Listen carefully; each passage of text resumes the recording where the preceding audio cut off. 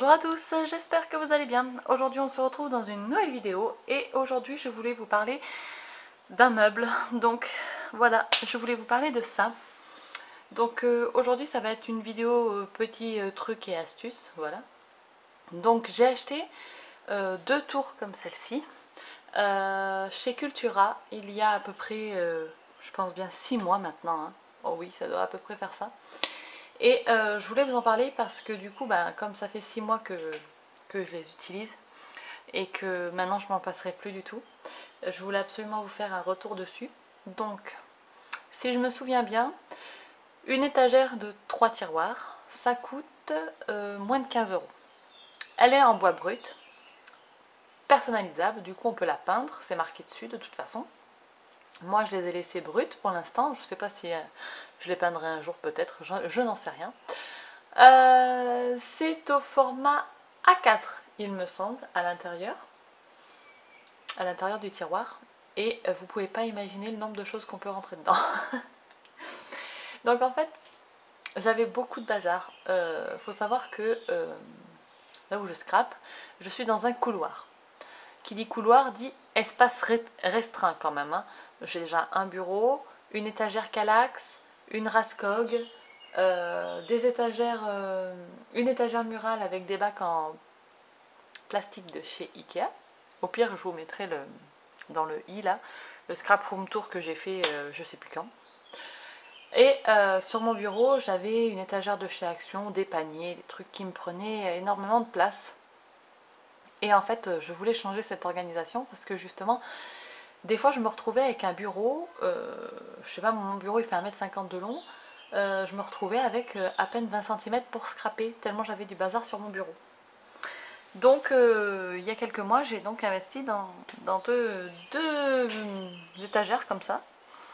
Et franchement, maintenant, j'ai 1,50 m pour scraper, puisque à chaque fois que je scrape, tout est dans les tiroirs.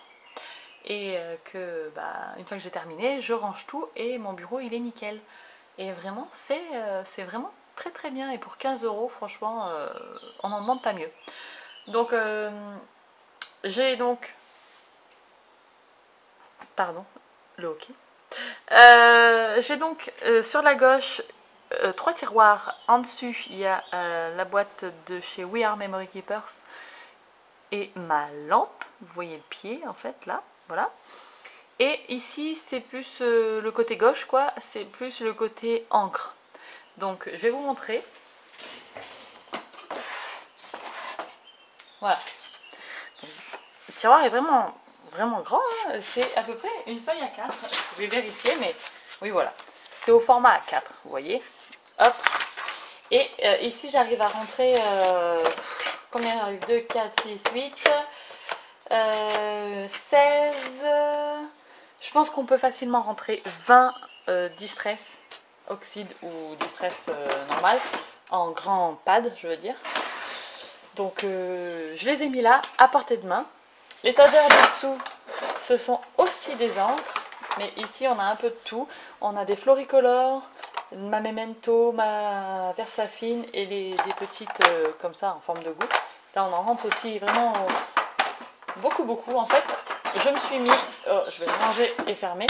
Je me suis mis à portée de main le matériel que j'utilisais le plus. Donc sur ma Raskog, j'ai tout ce que j'utilise aussi très souvent, donc mes outils genre les ciseaux et tout.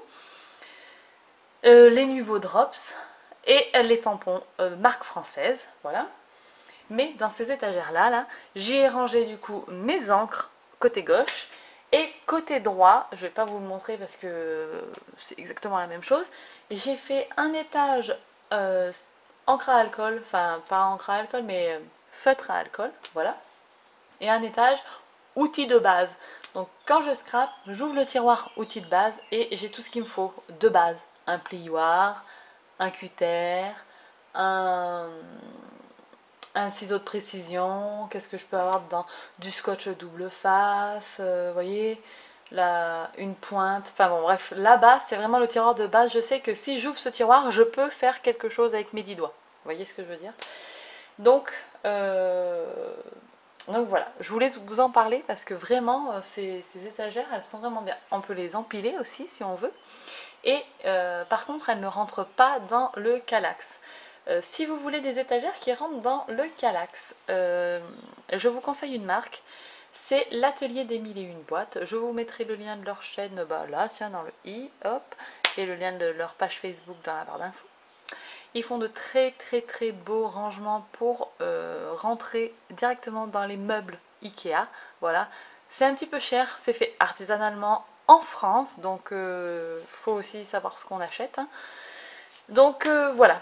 En tout cas, j'espère que cette petite vidéo vite fait sur mon retour sur ces étagères vous aura plu. Dites-moi comment vous organisez votre coin scrap, si vous aussi vous êtes toujours à la recherche de rangement. Moi personnellement, je suis toujours à la recherche de petits trucs pour mieux ranger, puisque comme je vous le disais, j'ai vraiment un espace restreint. Et plus j'achète de matériel, et plus j'achète de matériel, non, plus j'achète de matériel, mais j'ai toujours le même espace. Vous voyez, c'est pas parce que j'achète toujours du matériel que mon espace grandit. Non, bien au contraire. Hein. J'ai toujours le même espace et pourtant j'achète toujours du matériel, donc il faut toujours que je recherche des idées de meilleurs rangements, en tout cas de rangements qui me conviennent. Donc voilà. Et ben moi je vous dis à très bientôt dans une prochaine vidéo et d'ici là, scrapez bien. Ciao ciao.